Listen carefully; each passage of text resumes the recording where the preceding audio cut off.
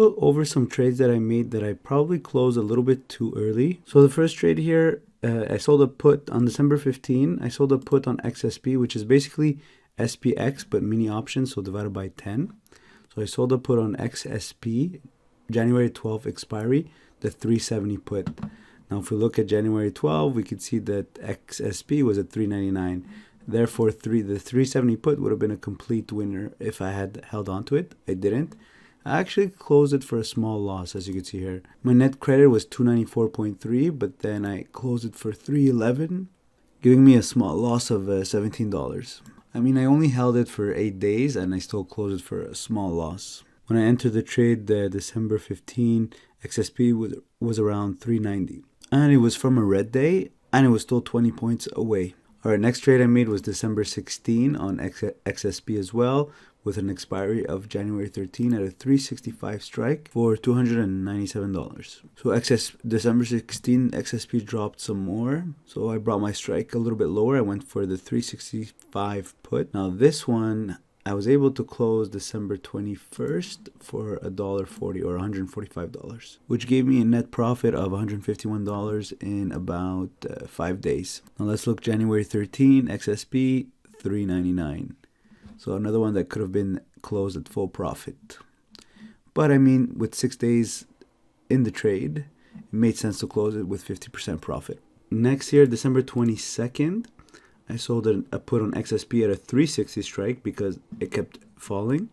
December 22nd, you can see XSP's at 377. So I sold a 360 put for $3 or $294 net. Then the next day, December 23rd, I was able to close it for $192. So not 50%, but still a decent profit because it was so fast. But obviously, if we look at, this is January 19 expiry, so we're not at January 19 yet. But you could tell that the 360 put is definitely worth much less right now, and most likely would have expired worthless. Next year, December 28, I sold a 360 put for January 25th expiry. So December 28 is around here. XSP is around 380. I sold a 360 put, collected 264 net, and then the next day, December 29th, I closed it for $2. So I sold for $270, closed it for $2. So a net profit of about $58. This one was definitely close too early. It's just this is just me being a bit chicken. Or when I see that the profit is so quick, I feel bad leaving it. I feel like I should take the profit and then maybe I'll get another entry if the market falls back down. But then it just kept going higher. Next year, January 3rd, I sold the January 31st expiry, the 360 put as well, for $270 as well. And this one, the same day, I was able to close it for $2. So I made that same profit from the other trade, but in this case, I made it the same day, so a net profit of about $58. But you can definitely see, even the highest strike I had was $370. Would have been safe the whole time. It never reached $370 since I opened the trade December 15. So all these puts here would have expired worthless, would have made full profit on these puts.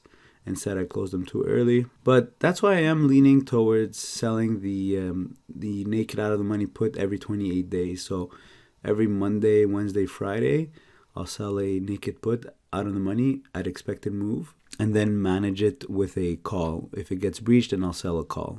And I won't necessarily respect the Monday, Wednesday, Friday schedule. I'll try to be a bit more selective and just sell on a good red day when it's worth it.